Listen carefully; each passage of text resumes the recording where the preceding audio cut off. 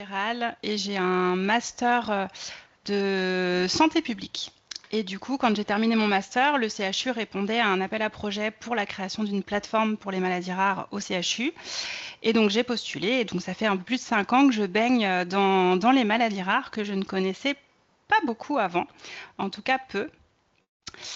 Et donc, aujourd'hui, on va reprendre, on va déjà commencer un petit peu par revoir qu'est-ce qu'on appelle maladie rare, un peu les chiffres, un peu l'organisation au niveau national, pour ensuite concrètement voir qu'est-ce qu'on a au niveau de la Réunion.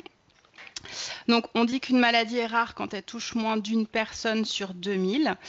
Concrètement, pour une maladie, ça veut dire qu'en France, il y a à peu près 30 000 personnes maximum touchées par une maladie.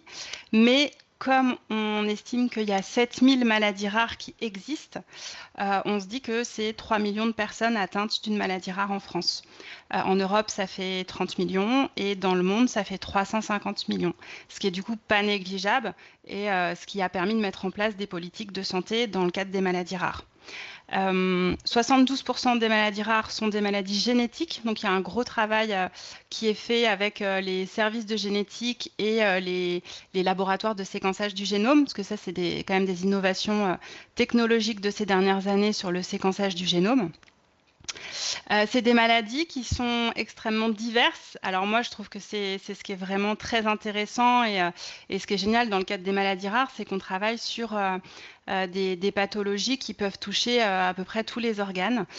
Vous avez des maladies qui vont toucher plutôt les muscles, des maladies neuromusculaires, des maladies neurologiques, des maladies plutôt cardiaques, des maladies plutôt respiratoires, digestives, dermatologiques. Il y a plein de facettes de ces pathologies. Et puis vous avez après des maladies qui sont syndromiques et qui vont toucher plusieurs organes, plusieurs systèmes. Donc c'est assez intéressant, c'est assez riche, mais c'est aussi ce qui en fait toute la complexité. On estime qu'il y a 65% des maladies rares qui sont vraiment graves et invalidantes. Ce qui est sûr, c'est que les personnes qui sont atteintes d'une maladie rare rencontrent des problématiques qui sont communes. C'est pour ça qu'on parle des maladies rares en général, déjà pour avoir plus de poids, et aussi parce que en fait, les problématiques, elles se retrouvent selon les pathologies. Donc l'accès à l'information sur sa propre pathologie, puisque comme il y a peu de personnes qui sont atteintes, il y a aussi peu de médecins qui sont formés. La difficulté d'accès à un suivi médical dans un service expert. On sait qu'il y a donc c'est plus de 7000 maladies rares, donc clairement c'est pas enseigné dans toutes les universités. Au niveau des facs de médecine, les médecins ne peuvent pas connaître toutes ces pathologies. Donc forcément, c'est toujours très compliqué d'accéder à un médecin qui connaît bien la patho. Les diagnostics peuvent être souvent longs. On a parfois une errance ou une impasse diagnostique. Donc l'errance diagnostique, c'est quand vous faites plein de médecins et que personne n'arrive à trouver ce que vous avez. D'ailleurs, souvent, on vous dit que c'est un peu dans votre tête et ce qu'on appelle la culture du doute. L'impasse diagnostique, c'est quand on a fait beaucoup d'analyses, vous avez été voir des médecins experts, vous avez été jusqu'au maximum qui est le séquençage entier du génome et il n'y a toujours pas de diagnostic de trouver parce que peut-être que votre maladie, elle est nouvelle, pas encore diagnostiquée, en tout cas pas encore documentée. L'absence de traitement, puisque 95% des maladies rares sont des maladies orphelines. Donc une maladie orpheline, c'est une maladie qui n'a pas de traitement curatif, donc on ne peut pas la soigner. On va soulager les symptômes, les signes, mais on ne pourra pas guérir de la maladie. Donc il y a beaucoup de maladies orphelines qui sont des maladies rares et vice-versa, mais toutes les maladies rares ne sont pas des maladies orphelines. Plus concrètement pour les patients, c'est des pathologies qui provoquent quand même un isolement assez important, avec des difficultés sociales, d'accès en tout cas aux aides sociales, parce que c'est des maladies qui ne sont pas trop connues non plus, qui n'ont pas forcément d'ALD. Donc voilà, il faut se battre un petit peu plus pour avoir des droits, pour obtenir des droits. Et puis d'un accompagnement qui soit personnalisé dans le champ du handicap, de la vie quotidienne, etc. Puisque c'est des maladies où comme des fois, c'est pas documenté, on ne sait pas non plus comment elles peuvent évoluer, on ne sait pas toujours comment les prendre en charge et comment les suivre au long cours. Parmi les maladies rares qu'on connaît un petit peu plus. Alors vous avez celles qui sont un peu plus fréquentes, comme la drépanocytose, la maladie de Charcot-Marie-Tooth, le syndrome de Marfan ou le syndrome de Turner, qui sont des maladies qui sont un peu plus fréquentes. Mais vous avez aussi des maladies qui sont connues du grand public parce qu'elles ont été plus médiatisées, parce qu'il y a des associations, des malades, des personnalités qui les ont mis un peu en avant. Alors, on pense à la mucoviscidose, parce qu'il y a une association qui est très présente, parce qu'il y a eu Grégory Le Marchal, par exemple, qui l'a mise en avant. La myopathie de Duchenne, avec le Téléthon tous les ans. Ça, c'est quand même une des maladies rares qui sont connues. Et puis plus récemment, vous avez le syndrome de la personne raide ou le stiff person. Donc ça, c'est Céline Dion. Moi, j'aime beaucoup Céline. Donc voilà, je découvre aussi cette maladie via Céline Dion. Ou la maladie des os de verre, qu'on appelle plus scientifiquement l'ostéogenèse imparfaite, et qui était la maladie de l'humoriste Guillaume Batz, qui nous a quittés, je crois, l'année dernière. Donc voilà, donc certaines maladies sont connues, des fois on les connaît mais on ne sait pas forcément que c'est des maladies rares. Ce qu'il faut savoir, c'est qu'en France, on a été pionnier dans l'organisation de la prise en charge des maladies rares, puisqu'on est le premier pays européen à avoir mis en place un plan national. Donc aujourd'hui, on en est au 4e plan national là, qui a commencé en 2025. Voilà, les maladies rares, on a commencé à en parler dans les années 90 en France. C'était le Téléthon à l'époque qui mettait en lumière des témoignages de familles qui étaient concernées. Et puis en 95, on a créé Allogène, qui était un service d'écoute pour les maladies rares. Et en 97, on a créé Orphanet, qui existe toujours, qui était un service d'information sur les maladies rares. Et puis finalement, c'est les patients qui se sont organisés, les patients, les familles. Et puis qu'on crée d'abord au niveau européen Euror 10, qui est un regroupement de patients d'associations de familles. Puis au niveau français, c'était Alliance Maladies Rares, c'est en 2000. Et puis après, voilà, en 2002, Allogène devient Maladies Rares Infoservice, que vous connaissez peut-être. Et puis on crée le GIS Maladies Rares, en fait, qui regroupait les acteurs de la recherche, qui est devenu la Fondation Maladies Rares en 2012. Et donc le premier plan national, il est arrivé en 2005 en France. Et alors j'ai essayé de vous reprendre sur un petit schéma les différents acteurs des maladies rares déjà au niveau national et un peu de l'organisation, mais je me rends compte moi-même que c'est pas toujours évident de synthétiser les choses parce qu'il y a énormément d'acteurs différents. Donc au niveau national, on a le ministère de la Santé, bien sûr, et notamment à la DGOS, on a la mission Maladies Rares. La mission Maladies Rares, ça fait de nombreuses années qu'elle est coordonnée par Anne-Sophie Lapointe, qui est très accessible et qui est vraiment quelqu'un de formidable et qui est issue du milieu associatif, elle, et qui a pour adjointe en général un chef d'établissement hospitalier. Donc actuellement, c'est Joanne Menu, qui a commencé là en juillet dernier. Donc la DGOS permet de chapeauter un petit peu tout et c'est au niveau de la DGOS que sont rédigés les plans nationaux. Alors notamment, c'est créé il y a quelques années maintenant ce qu'on appelle la plateforme maladies rares nationale, qui regroupe les grands acteurs des maladies rares qui se battent pour la recherche, pour l'information, etc. Donc dedans, vous avez l'AFM Téléthon, vous avez Alliance Maladies Rares, Euror 10, la Fondation Maladies Rares Infoservice et Orphanet. Tous ces acteurs-là sont dans une seule entité. Le deuxième plan national maladies rares a aussi créé la banque de données maladies rares qui permet de recenser un peu tous les patients qui sont atteints d'une maladie rare en France. Alors, il y a plusieurs objectifs. Déjà, c'était pour évaluer les plans nationaux, savoir si ça fonctionnait bien. C'était aussi pour essayer d'avoir des chiffres, parce que c'est pas évident d'avoir des chiffres dans les maladies rares, parce que déjà, il y a pas mal de maladies qu'on diagnostique plus ou moins bien, etc. Et puis ça permet aussi de constituer des cohortes. Le jour où vous avez un essai clinique qui sort, vous avez une banque de données au niveau national qui vous permet de savoir à quel niveau vous avez des patients, combien vous avez de patients en France. Et donc ça, c'est très important dans la recherche. Et enfin, le deuxième plan national maladies rares a aussi permis de créer les filières de santé maladies rares. Donc elles sont au niveau national, elles sont au nombre de 23. Et donc, les filières de santé, elles ont un rôle de coordination. Elles ont un rôle de coordination des actions sur des pathologies rares qui sont regroupées en thématiques. Enfin, vous allez avoir par exemple cardiogène, c'est toutes les maladies rares cardiaques. Fimato, c'est les maladies rares digestives. Fimarate, c'est les maladies rares dermato. Philnemus, neuromusculaires, etc., etc. Après, dans chaque filière, vous avez des réseaux un petit peu différents.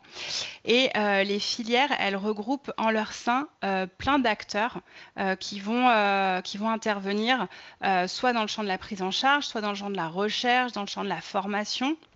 Vous avez les centres de référence dont on va parler après et les centres de compétences. Vous avez toutes les structures de soins qui travaillent autour de ces centres, le médico-social, les associations de patients, les laboratoires et les plateformes de diagnostic, etc. Et toutes les équipes de recherche, que ce soit de la recherche fondamentale, clinique, translationnelle. Donc ça, c'est les filières de santé. Et au sein de ces filières de santé, vous avez des centres de référence. Et là, on arrive plus... je mets sur le terrain, au niveau local. Sur le terrain, vous avez des centres de référence, vous avez des centres de compétences, des centres de ressources et de compétences. Alors, globalement, nous, en général, on a tendance à dire qu'on a des centres maladies rares. À savoir que donc, les centres de référence sont plus gros que les centres de compétences et que les autres, et qu'ils chapeautent un petit peu les centres de compétences et les CRC. Voilà, ce qu'on appelle leur file active, ils voient plus de patients à l'année. Les centres de compétences et les centres de ressources et de compétences, eux, ils ont vraiment un travail de proximité, de prise en charge au plus près du domicile des patients, avec des équipes qui font de la prise en charge clinique, qui vont faire aussi de la recherche, de la formation, etc. La seule différence vraiment entre les deux, c'est que les centres de ressources et de compétences, ils sont très spécialisés sur des pathologies qui nécessitent une prise en charge très globale et ils ont une obligation d'activité 24-24, 7 jours sur 7. Donc les CRC, vous en avez sur 3 types de pathologies. Vous avez la mucoviscidose, vous avez la SLA, qui est la sclérose latérale amyotrophique, et vous avez les maladies hémorragiques. Voilà, c'est les trois seuls champs d'activité sur lesquels vous retrouvez des CRC. Sinon, c'est des centres de compétences classiques. Tous ces centres maladies rares sont labellisés. Donc, ça veut dire qu'ils ont quand même prouvé un niveau d'engagement, un niveau de compétence, de connaissances sur les pathologies. Mais concrètement, sur le terrain, c'est pas un centre, vous n'allez pas consulter un centre. En fait, souvent, c'est un médecin ou une petite équipe, 2-3 médecins dans un service qui sont spécialisés et qui se sont constitués centres de compétences. Mais voilà, il y a très peu de services entiers qui sont centres de compétences ou centres de référence. C'est vraiment des petites entités un peu perdues dans le flot général des centres hospitaliers. Je vais y revenir après, parce que du coup, on va vraiment voir le réseau à La Réunion. Et en plus de ce qui existe déjà, c'est créé avec le 3e plan national, les plateformes de coordination et d'expertise. Donc, plateforme d'expertise maladies rares, ça c'est dans l'Hexagone. Et les plateformes de coordination outre-mer dans les DOM-TOM. Donc, il y a 4 PCOM. Et 19 PEMR, on est 23 au total. Que ce soit les centres de référence ou les plateformes les centres maladies rares ou les plateformes de coordination et d'expertise, normalement l'ensemble du territoire est couvert. Et donc plus concrètement, le réseau maladies rares Océan Indien, parce que vous, en tant que patient, famille, associatif, en gros, dans le parcours de soins, vous allez commencer à aller voir un médecin traitant qui va trouver ou pas trouver, qui va chercher et qui peut-être va avoir une suspicion de diagnostic ou en tout cas qui va se dire, bon, là, je trouve pas. Est-ce que c'est une maladie rare? Et logiquement, c'est votre médecin traitant qui est censé, en théorie, vous adresser vers un centre expert maladie rare. Des centres experts, on en a 60 dans l'océan Indien, 58 à La Réunion. Donc c'est quand même, on a tendance à croire qu'on n'a pas grand-chose dans les DOM-TOM. À La Réunion, on est quand même très bien lotis. Sur ces 60 centres labellisés, on a 22 filières de santé sur les 23 qui sont représentées. Le seul endroit où ça pêche un petit peu, c'est qu'on n'a pas de centre sur les maladies métabologiques de la filière G2M. Mais c'est le cas dans plusieurs régions dans l'Hexagone aussi. Donc voilà. On a à La Réunion, on a 4 centres de référence qui sont sur les anomalies du développement. Donc ça, c'est géré par tous les généticiens. Donc c'est les 2 équipes de génétique du CHU Nord et du CHU Sud qui voient quand même la quasi-totalité presque des patients maladies rares, puisqu'on a dit qu'il y a 72% des maladies rares qui étaient d'origine génétique. Eux, dans leur file active, c'est quasiment que des patients maladies rares qui vont voir. Ensuite, vous avez les maladies neuromusculaires. Donc là, vous avez un centre vraiment dédié au niveau du CHU Sud. Vous avez les maladies rénales rares et vous avez les lipodystrophies, ce qu'on appelle aussi le syndrome de Cunningham, qui est une maladie rare dont la plus grosse file active se trouve à La Réunion.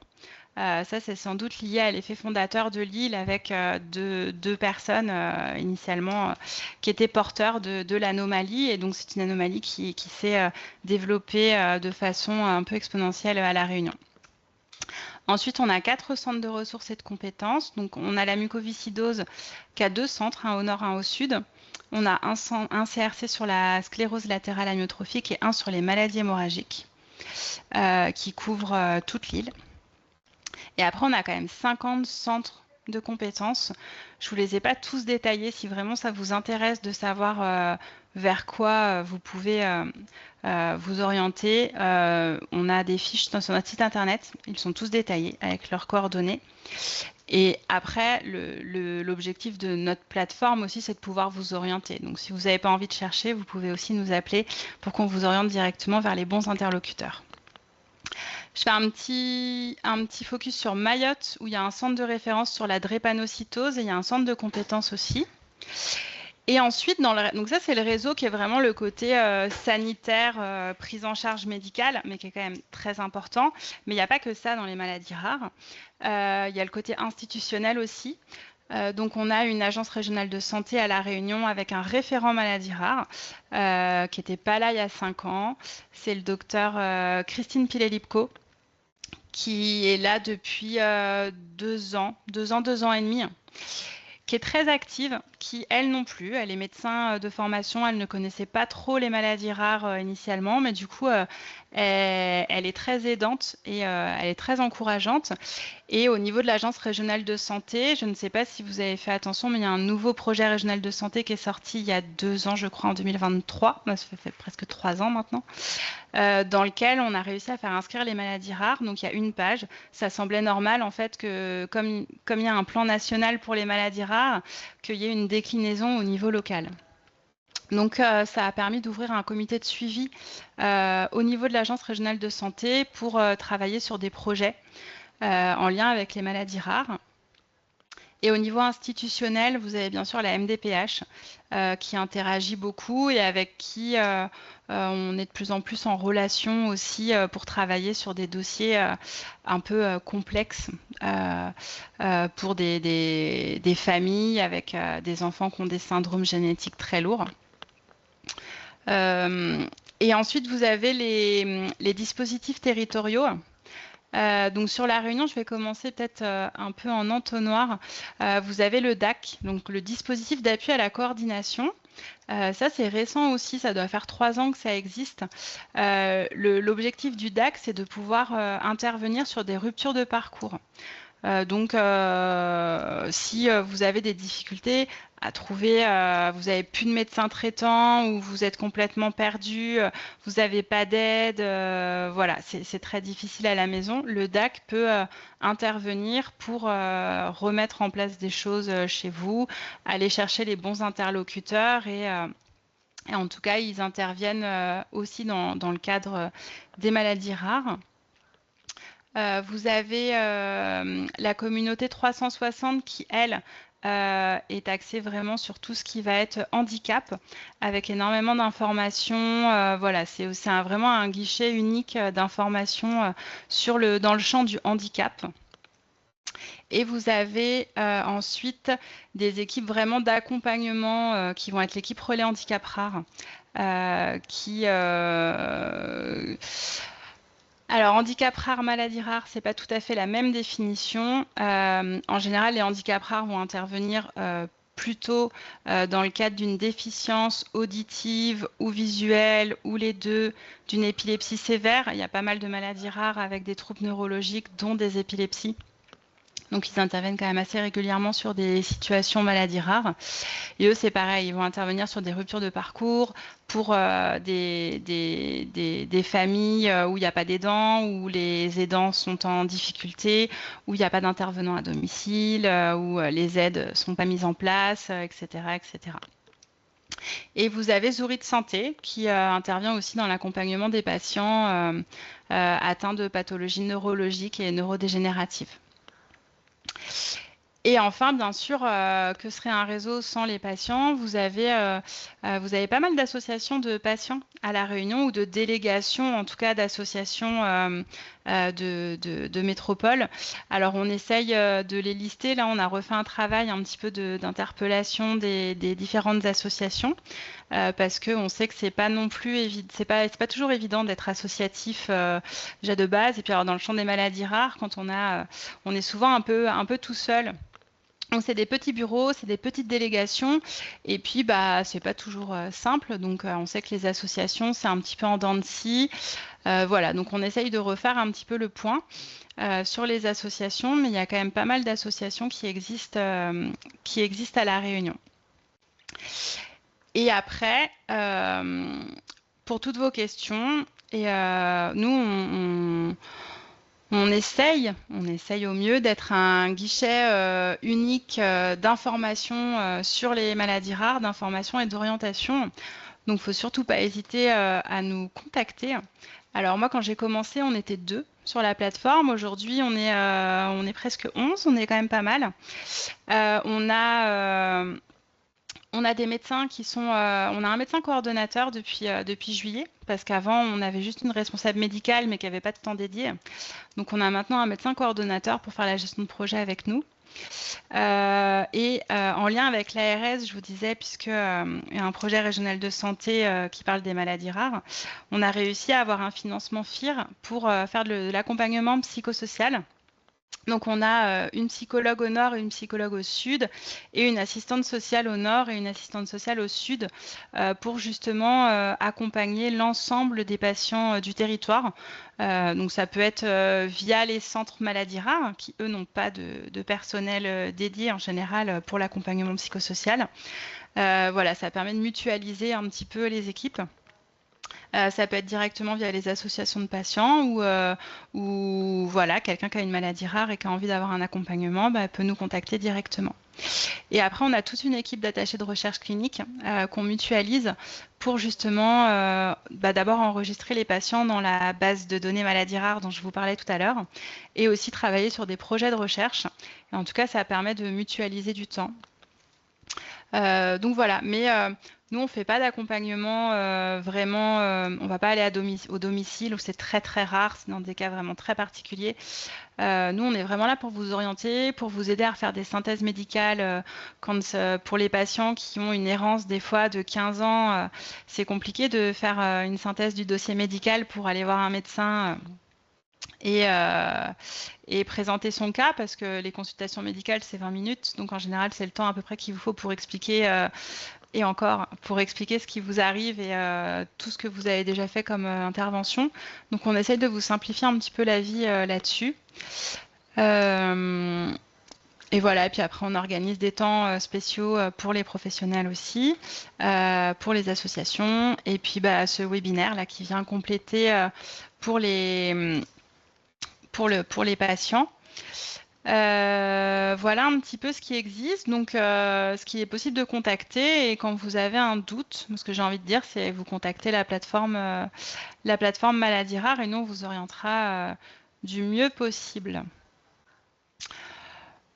Voilà pour ma petite présentation. Je vous laisse, si vous avez des questions, j'ai pas regardé s'il y avait des commentaires dans la conversation ou pas. Non, Johan, tu as mis le lien vers notre site. Ouais, j'ai mis le lien vers le site, ouais. Bah, merci beaucoup pour cette présentation, hein, plutôt claire, plutôt très structurée.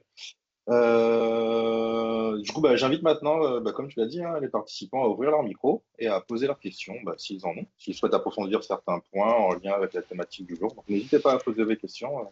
Faut C'est pas un temps hésiter dédié pour parce que ça. c'est parfois un peu, c'est quand même assez complexe l'écosystème des maladies rares. C'est aussi pour ça qu'on voulait pas qu'il y ait de professionnels. Normalement, je vois qu'il y en a certains qui sont cachés dans les participants, mais parce que on a tendance à parler beaucoup en abréviation et c'est déjà très compliqué et on utilise beaucoup d'abréviations. Donc on sait que on perd un petit peu les patients ou les associations de patients. On a déjà vu ça, nous, sur nos comités de pilotage, les associations, au bout d'un moment, nous ont dit qu'elles comprenaient rien à ce qu'on disait pendant 3 heures. Donc voilà, on essaie vraiment d'essayer de pas parler en médical, mais c'est pas toujours évident. Donc n'hésitez pas si vous avez des questions ou des informations complémentaires à ajouter.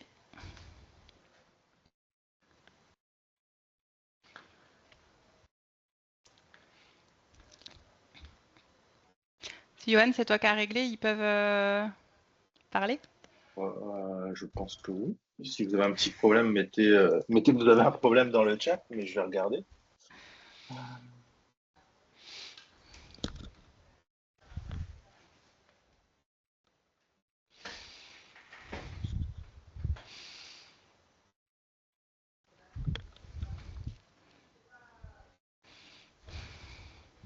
Alors apparemment, je crois qu'il y a des gens qui écrivent et je crois qu'ils ne peuvent Ouais. pas ouvrir un micro. Alors je viens de... Normalement, ça devrait être bon. Ah, ok.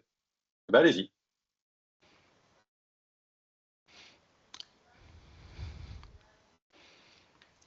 Non, Floriane a dit qu'elle ne peut pas parler, qu'il y a ses enfants qui crient.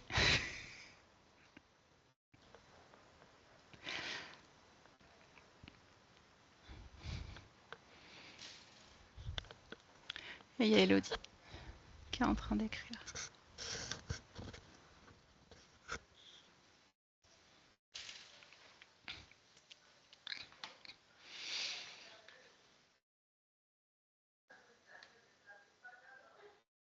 Alors, la tumeur desmoïde se situe où dans tout ça?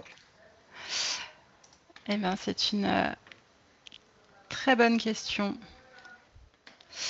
Je vais arrêter juste le partage, Mhm. comme ça.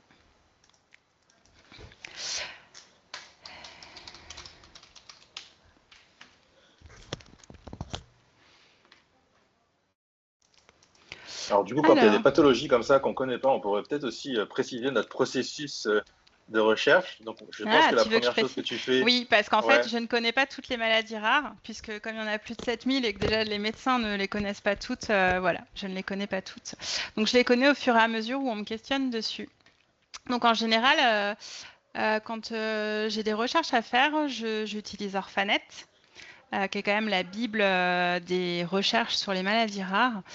Et quand il y a vraiment des infos qui me manquent, j'interroge Maladies Rares Info Service, qui eux ont vraiment beaucoup d'infos et peuvent faire un topo sur les maladies à jour, vraiment quelque chose à jour avec les dernières publications. Donc c'est assez sympa, c'est assez utile. est-ce Euh, que tu pourrais partager ton écran pour montrer la page d'Orphanet et comment ils peuvent retrouver comment dire, le centre le plus proche? Parce que généralement, C'est pas toujours évident de trouver le centre le plus proche. Je peux te partager, parce que pour le coup, Orphanet n'est pas toujours lié au territoire. En fait, c'était bien la problématique. C'était vraiment que sur les territoires, c'était assez difficile d'identifier les acteurs. Même via Internet, via Orphanet. Puis en plus, avec les labellisations, tous les 5 ans, les centres, ils ont tendance à changer un petit peu. C'est pas les mêmes responsables, ou il y a des nouveaux centres qui s'ouvrent, il y en a certains qui ferment, etc. Donc les plateformes de coordination et d'expertise, elles étaient aussi là pour ça, pour permettre d'orienter un peu plus facilement. Donc, du coup, voilà, Orphanet, c'est un peu compliqué parfois. Donc, moi, j'ai juste tapé tumeur desmoïde, c'est dysmoïde. Et après, en général, je lis un petit peu tout ça pour essayer de voir les parties du corps qui étaient affectées. et comment ça se présente. Et après, en fonction de ça, moi, j'interroge les médecins des différents centres pour savoir si ça relève de leur centre ou pas. Parce que parfois, sur Orphanet, quand tu descends, tu peux avoir les centres experts, mais tu as tous les centres experts de tout l'Europe. Europe. Donc, c'est pas toujours. Et puis, des fois, il y en a trop. Donc, ils te les affichent pas tous, etc. Donc, c'est pas toujours bien.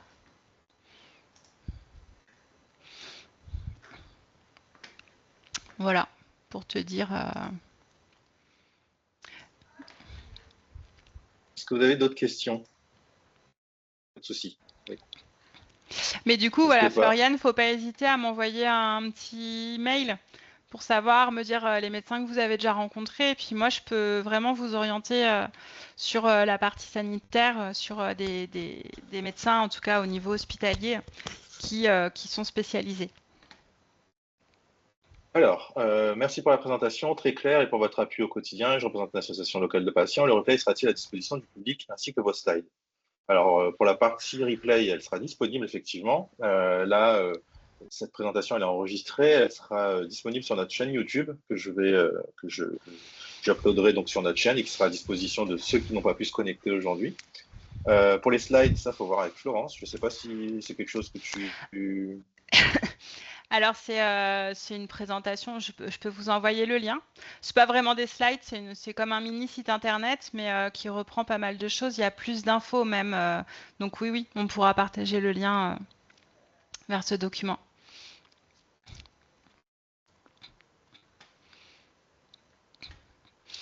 Et oui, d'ailleurs, je sais pas si... Toc, toc.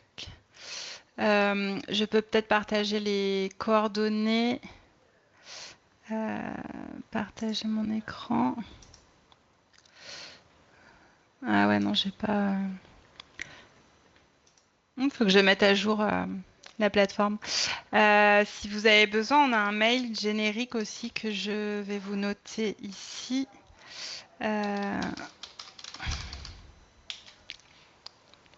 Voilà, si vous avez besoin d'infos, on a un mail générique. En général, ça arrive sur ma boîte mail.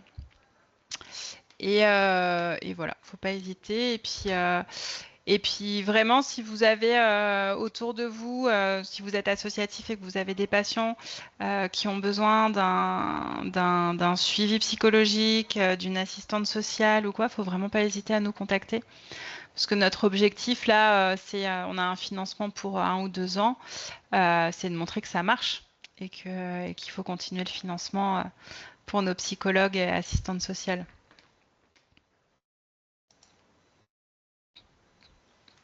Est-ce que vous avez d'autres questions? Vous pouvez ouvrir votre micro hein, ou les écrire, il n'y a pas de problème.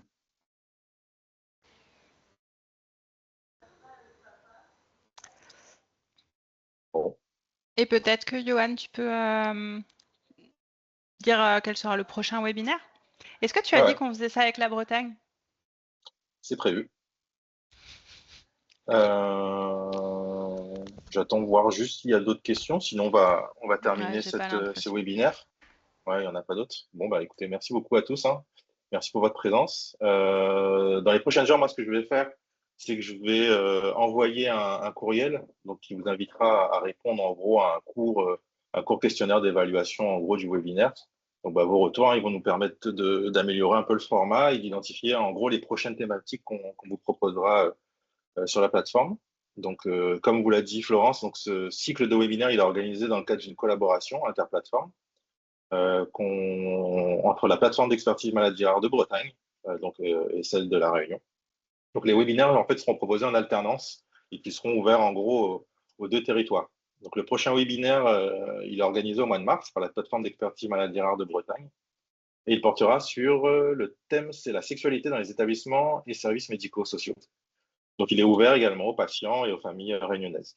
Donc, ça a lieu le 5 mars et c'est à 18h, heure de La Réunion. Donc, vous aurez toujours tout ça. Donc, tout ça, c'est toutes les infos sur le site de la plateforme, mais l'information sera aussi également comprise dans le mail que je vous enverrai. Donc, encore merci à tous et à tous pour votre participation et au plaisir de vous retrouver très prochainement pour un nouveau webinaire. Au revoir à tous. Allez, bonne journée.